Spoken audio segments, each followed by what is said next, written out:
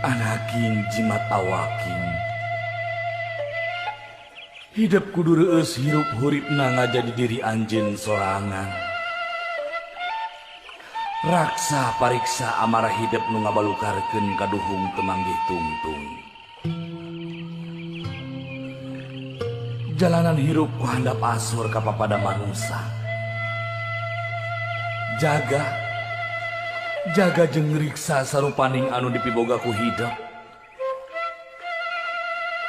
Panon dina tetempoanana, ceuli dina dedengihanana, leta tina ucapkeunana, leungeun tina cacabakeunana, suku tina lampaheunana.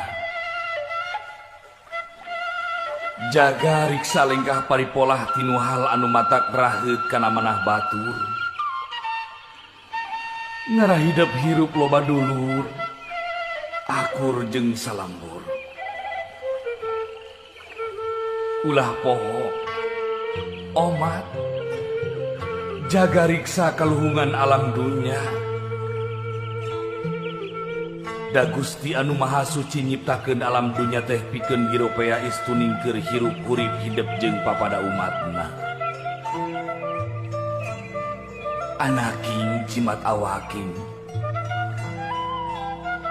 hidup sing sadar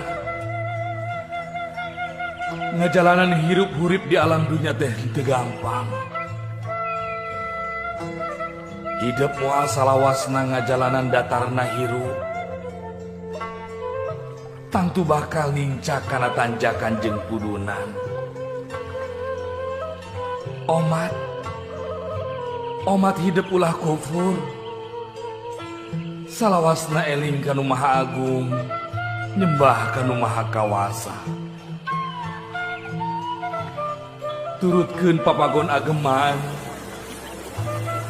jalankeun pituduh karuhun urang. Anaking jimat awaking dina unggal renghapna nu jadi indung bapa kaluar doa anu mustajab.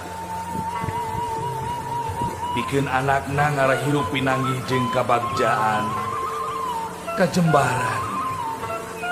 Pikeun pibekeleun dina enggone ngajalanan hirup sagara kahirupan di alam dunya.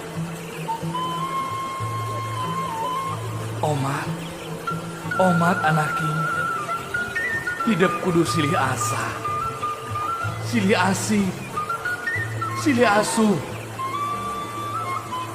silih talingakeun ngadiri, silih simbeuhnya kadede, deuskeun duduluran, raketkeun babarayaan, ulah rek pakia-kia, ulah rek pasalia paham, hamo nepi ka papasiaan. Anaking jimat awaking omat ieu pepeujeuh keur hirup hidup salawasna. Bral anaking jalanan hirup hurip hidup sugan jeung sugan hidup bisa ngajadikeun diri hidup jadi manusia anu unggul.